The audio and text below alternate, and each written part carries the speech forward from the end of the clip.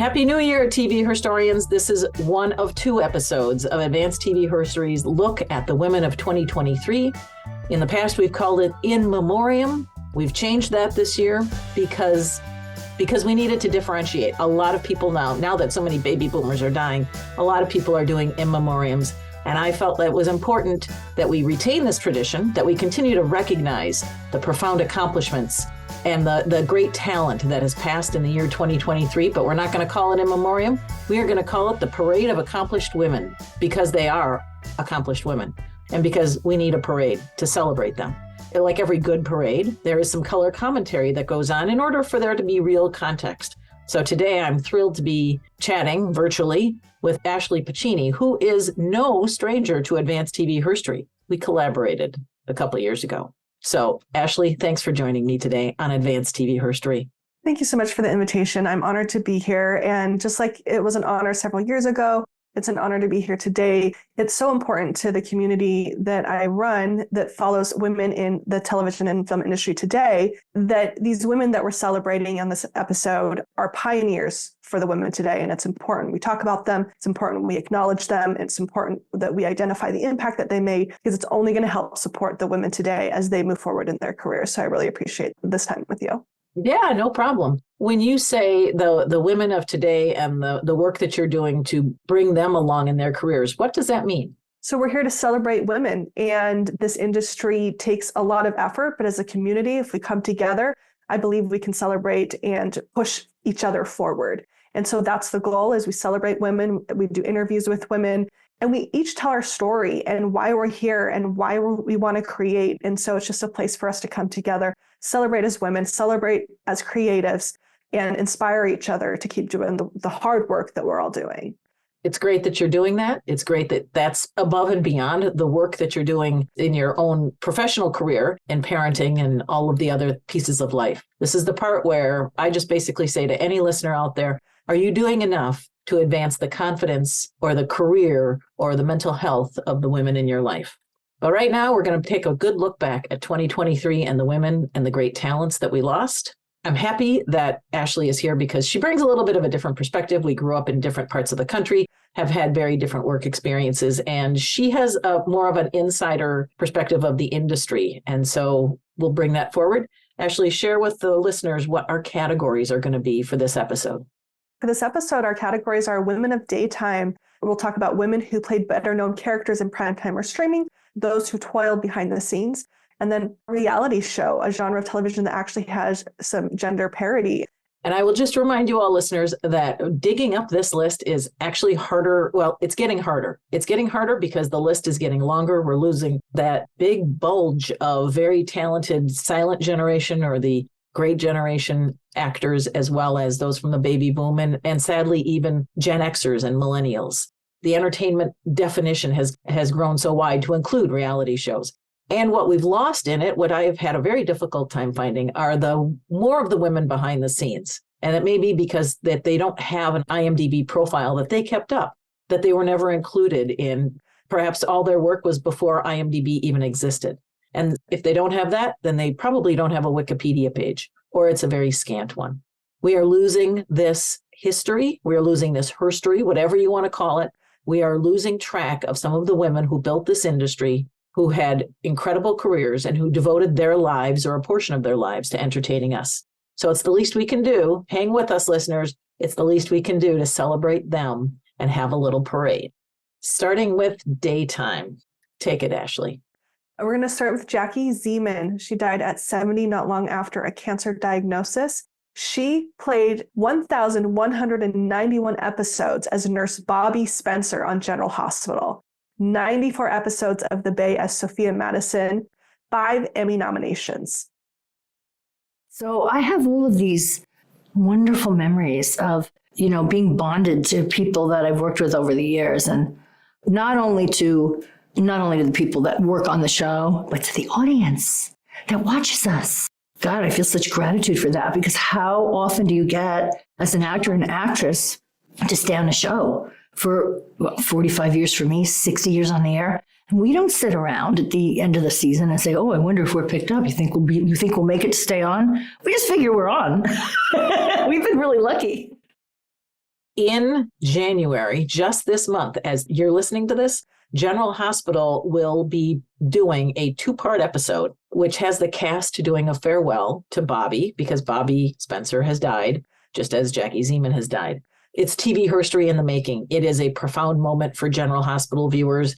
And in many cases, because daytime has collapsed, even if you didn't watch General Hospital back when you had another choice, you probably, if you're watching daytime, you're watching General Hospital. All My Children did something very similar to this when the fan favorite Mona Kane, played by Frances Heflin, passed away. They had a funeral for her as well. Nancy Frangioni died at 70 from a brief illness. From 1977 to 1979, she played Tara Martin on All My Children, and she was cast as Cecile de Polniak on Another World from 1981 to 1996. She also appeared on The Nanny, Matlock, and Highway to Heaven. So another big name, lots of shows. She was my Tara Martin. She was. Another big name, Andrea Evans, passed at the age of 66 of breast cancer. You would have seen Andrea and you'd recognize her picture, Young and the Restless, Passions, Bold and the Beautiful, One Life to Live. Amazingly, there was this big interruption in her career because she was experiencing a stalker, like a stalker that literally had penetrated her places of work and where she lived. And at the time, it was not taken seriously. This was in the 70s and the early 80s. It was before Rebecca Schaefer was killed by a stalker. So Andrea Evans left the business for a good decade and just needed to be invisible for a period of time because she had bounced around on a couple of different shows.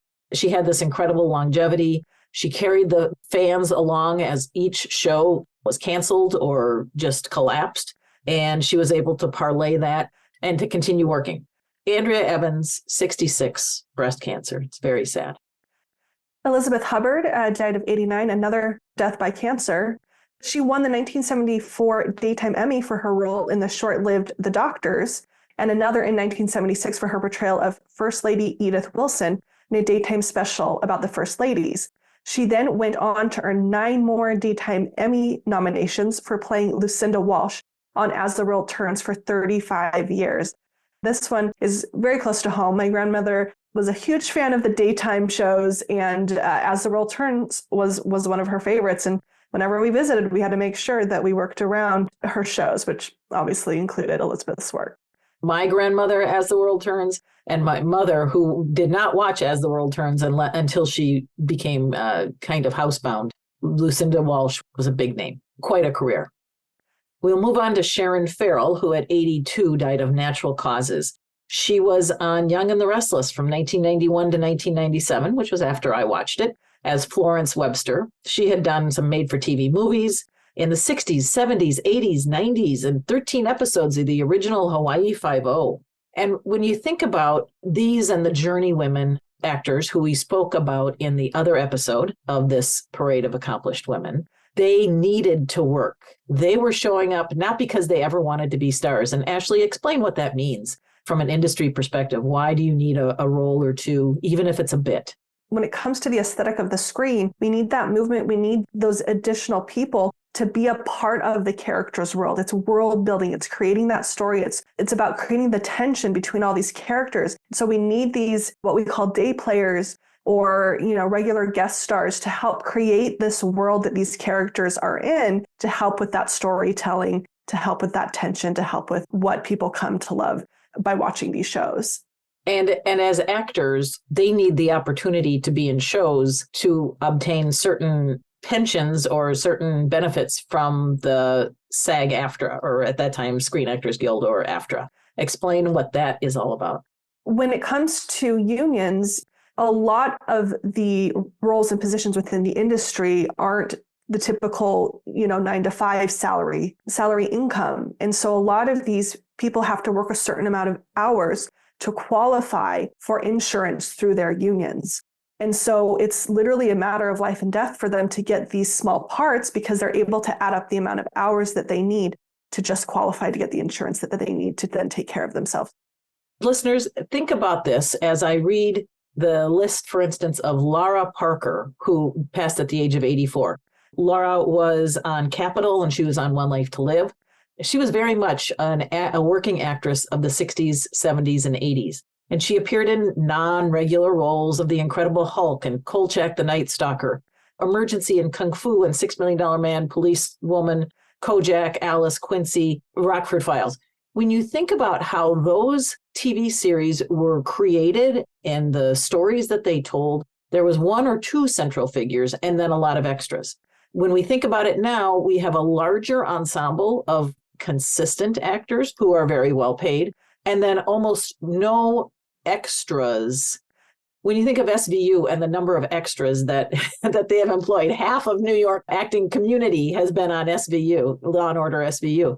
But that, it is a different thing. The next time you watch a TV series, watch to see just how many extras really are part of it. Is it a way to simplify things? Yes, perhaps. But as Ashley says, it takes away a little bit of color. It takes away some of the opportunity for them to do better with representation of what a real community looks like, not just a bunch of white people sitting around in an apartment in New York. So Lara Parker, age 84. Good work, lady. Ellen Hawley died at 92, so had a very long life. And she holds the distinction of being the first Black actor cast in a starring role in a daytime drama. That was for OLTL. One Life to Live.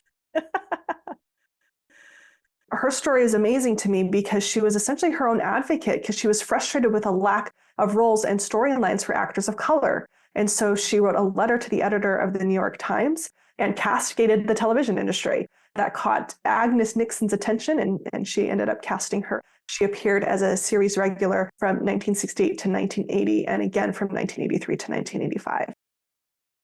This was the flag that I was given when I marched on Washington.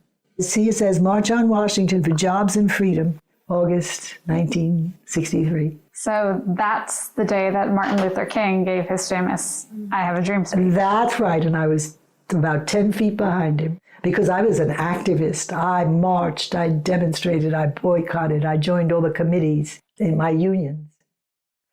It was time for me to, the very next week, start at Columbia University, and I read this article by Robert Dallows, who was talking about, it was complaining that somebody was hiring Percy, I forgot what his last name was, for Peyton Place. And he said, this is a guy with aquiline features. He looks like a black man in makeup, but he's not a real black man. And black people are going to be insulted because this means that Peyton Place is not really diverse and I was furious. So I sat down and I wrote a 6-page letter, and an incredible man called Seymour Peck happened to be the editor of the Arts and Leisure at the Times. He made it into a huge article. He paid me for it, and he would consider me a new voice, and he would, over time, have me write 7 more articles for the New York Times about Black images in media. But this one took off so incredibly. They started getting this tsunami of letters from people. And so he then went on to do the Colors of Black, to air all the things people had on their minds. It's a great story of being your own advocate, taking your life into your own hands and advocating for yourself. Absolutely. Moving on to the category of better known characters. And this for me is a bit of a gush fest because at least the ones that I recognized, I was like, oh, I can't believe how much they contributed to some of my favorite series. First is Rose Gregorio, who passed at the age of 97. She was born in Chicago and she pursued theater, and she ended up in New York and she did more theater and managed to transition to TV in the 70s and 80s. I recognize her as Helen Hathaway, the mother of Carol Hathaway on ER in those early episodes, 1996 through 1999. And then she went on, going back to that discussion we had about why it was so important for there to be those very small roles, walk-ons, and that sort of thing. The Doctors, Bob Newhart Show, Medical Center, The Rookies, Harry O, Mary Hartman. Just a 70s and 80s love fest for TV. Falcon Crest and Doogie Howser. Her last appearance, all those years, her last appearance was in 2003, Law and Order Criminal Intent. Next up is Judy Farrell. She died at 84 from a stroke. She appeared in 8 episodes of MASH as Nurse Abel alongside her then husband, Mike Farrell. And before and after MASH, She appeared in single episodes on a variety of different shows and later wrote for the daytime drama Port Charles. Barbara Bosson. If you know the name Barbara Bosson, you immediately think of Faye Farillo from Hill Street Blues, from which she earned 5 Emmy nominations. But she also earned an Emmy nom for her role as Miriam Grasso in Murder One, which again was, I think, a favorite of my mom's. Before Hill Street Blues, she had been on Emergency and Macmillan and Wife and Ironside and Mannix. And after Hill Street Blues, she was on Mike Hammer, LA Law, Hotel, Murder, She Wrote. But Faye Farillo will always be synonymous with Barbara Bosson. Thank you, Barbara.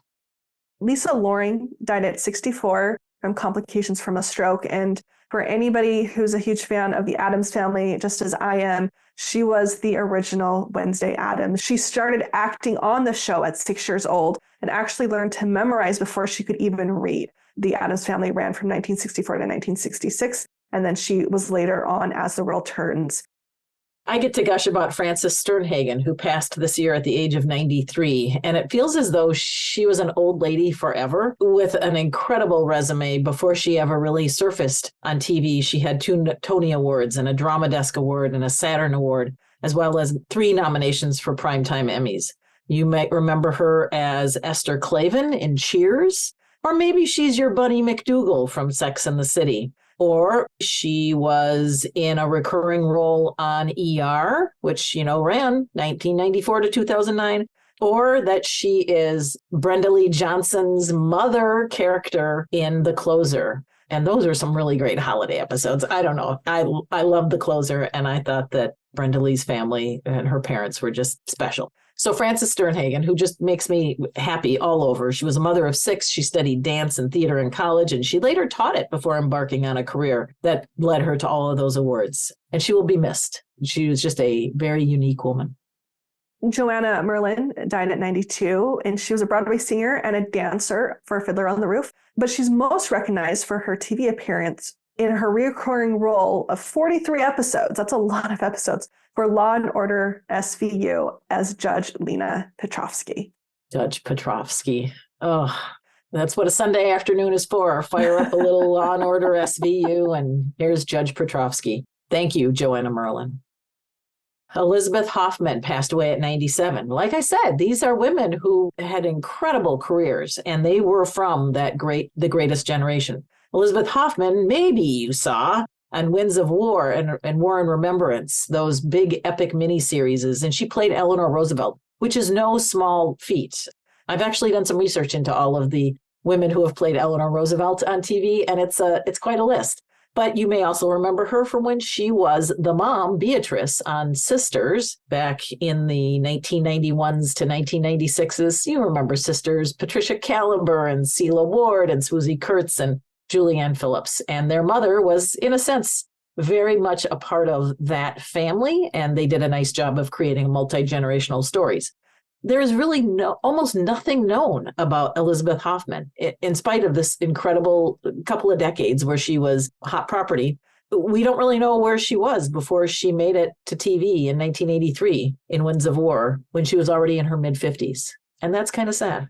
Something else really quickly about Elizabeth Hoffman is, I know we're talking about TV history, but she was also well known in film history as well. I remember seeing her in film school for Fear No Evil, directed by Frank LaLoggia in 1981. And so, and it's a horror film. If anybody's seen it, it's just classic horror film. Highly recommended. But she had a huge presence in that film as well. So a great career in both television and film. I have never seen that movie, so thanks. Moving on to a category that is as important and in a sense harder to really ensure that we've done a good, thorough job of representing is the behind the scenes. And so these are some women who have contributed in very distinct ways, like Suzanne Shepard, who passed at the age of 89. She had been a drama teacher who had numerous roles in the theater. She was active in the theater, but her TV credentials included Blue Bloods and The Sopranos. Shauna Tripchick, who's 56 when she died of unknown causes. She's huge in the industry, but again, behind the scenes, where she was a wardrobe assistant to costume designers working on shows like Joss Whedon's Firefly and the Angel series. She's a costume designer for season 2 and 3 of Star Wars and the series Mandalorian, which earned her an Emmy nomination. And then when she was not working, she taught art at a California men's maximum security prison. I love bringing up her impact because, I mean, we're just talking about one element of a story, and that's the costumes, but it's so important. Costumes themselves have a whole character of their own. And so she will sorely be missed. And we thank her for all she did for her impact on the industry. Those are series where a costume is a costume. It's akin to, a period drama or something, not just jeans and a flannel shirt, and common wardrobe, but rather a very developed one, which became a bit of a hallmark for all of those series she worked on. Another big name is Sandra Seacat, who died at the age of 87 of natural causes. She was an acting teacher to some of the big names who are still alive, Marlo Thomas and Jessica Lange and Isabella Rossellini and Mary Kay Place. Laura Dern, upon Sandra Seacat's passing, said that she lived by seeing magic and possibility in everything. And Laura did a tremendous job of really summing up the experience of learning from Sandra Seacat. Sandra met the discovery of character and story with equal protectiveness, irreverence, humility, and grace. She taught us the practice of investigating healing through acting. But more than that, she invited us to know ourselves as artists and humans in ways that I could never have begun to explore without her. She's been my teacher since age 17, and I had the honor of acting alongside her several times. She is my whole heart. I can't imagine the influence that she has had on TV and film. And Sandra Seacat is a name that we don't know.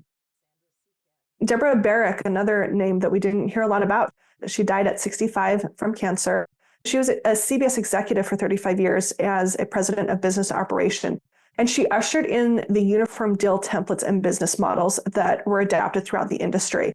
This is huge for the industry. It impacted the industry tremendously just by what this one woman did. And it's still used today in things such as high-profile negotiations for late-night shows, series, and special projects. So not only, did she do great work for CBS, but she also essentially changed the industry by creating these uniform deal templates that follow this specific business model.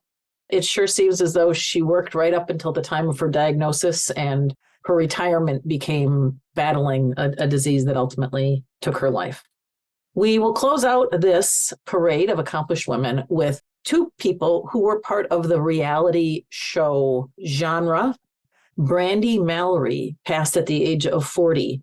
You may recall back about 15 years or so ago, weight shows and weight loss shows were a thing. And it was novelty, and some would say it was brutal and cruel. But there was initially a show called Obese, and then it got changed to Extreme Makeover Weight Loss Edition. There were 5 seasons in all. I don't think that this is necessarily TV's proudest moment, but we only learn by living. And I think we are a more sensitive and understanding community as a result of the experience.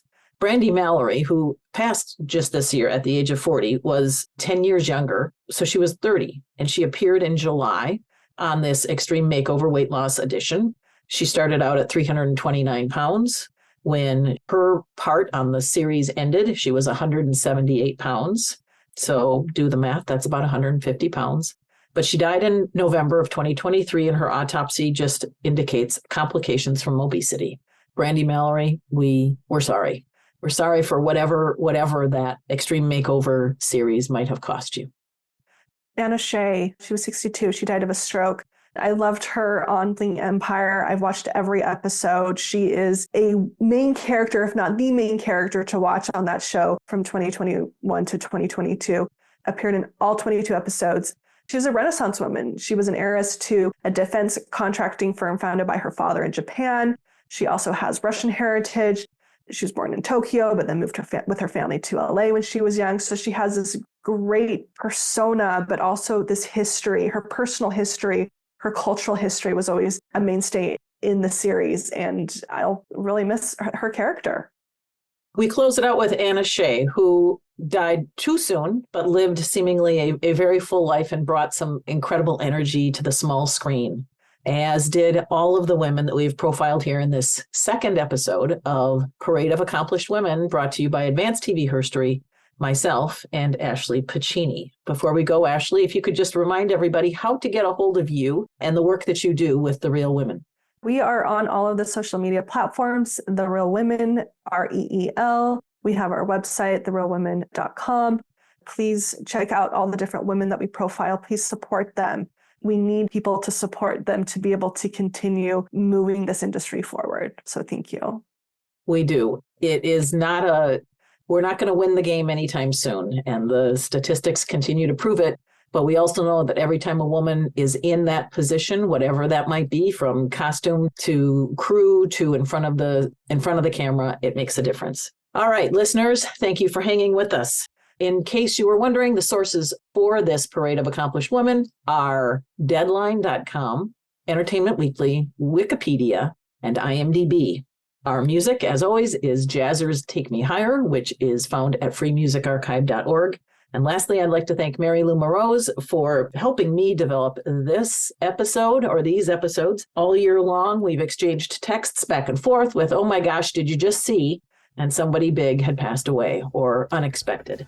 I think I can speak for us, though, that Mary Lou, Ashley, and I stand in awe of all of the women that we highlighted and that we celebrated in this episode, as we did in the other episode where we took a look at the big names and women who played themselves on TV. So please listen to both episodes, because in the end, what we have to do and hope and pray for is that their work and their energy and their spirit remains with all of us who saw them the first time and all those viewers in the future who will benefit from their entertainment and efforts. I'm joined today by Ashley Pacini. Thank you so much. This is Why I Podcast. I'm your host, Cynthia Bemis Abrams.